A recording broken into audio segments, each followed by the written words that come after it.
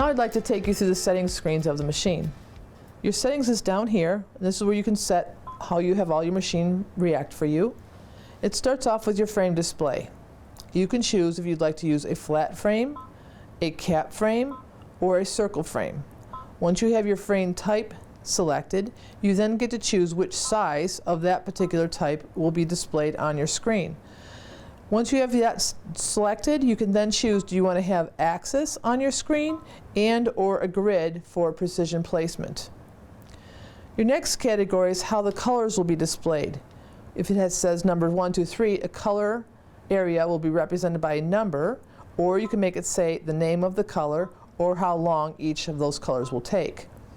When you have a number up there, you can then choose from which color palette the number will be drawn from. PES thread code is for those of you who work with DST files, and for right now you just leave it on. The thumbnail size lets you choose how large the tiles are for selecting your designs. The default is smaller, so you can then toggle to have a larger size icon. Makes it easier to find the embroidered file you're looking for. Your background color lets you select how you have the area where your design will be brought in. You can choose it to either see visually easier, or you can choose it to represent whatever color project you will actually be embroidering on. In addition to changing the area, you can also change your thumbnails, and you can choose that to be whatever color you desire, just to help you make it easier to see your stitch files that you're bringing in.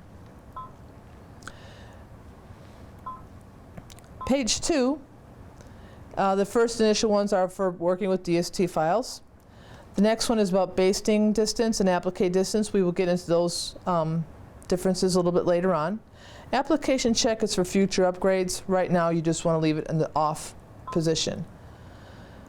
On page 3, this is where it allows you to assign individual colors to individual needles, and then also how individual speeds for individual needles. The fourth page gives you how the machine will behave. You can have the screensaver kick in between 0 and 60 minutes. You can choose to have the opening screen on or off.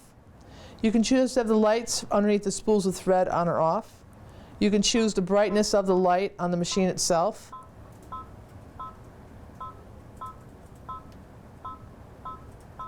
You can choose how loud or quiet your beeper is. You can choose to have the thread sensor on or off. Most of us love to have it on, so the machine will stop when a thread breaks or runs out.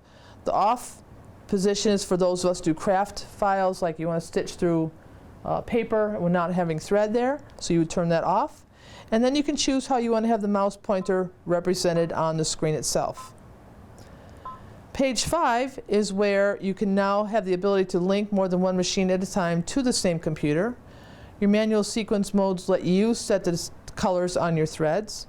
You can choose between inches and millimeters system to work in, and you can choose what language you would like the machine to run.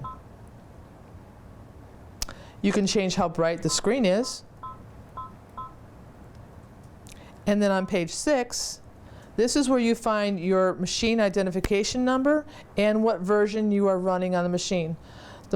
Both of these are important so that your number will help you when you want to upgrade to the next version.